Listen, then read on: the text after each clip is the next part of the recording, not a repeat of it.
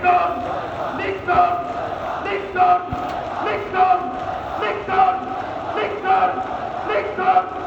একটা লিখতন সবাইকে একটা লিখতন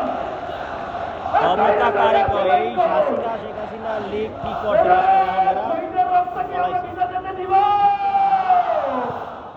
আমাদের ধমনীতে শত শহীদের রক্ত আমাদের ধমনীতে শহীদের রক্ত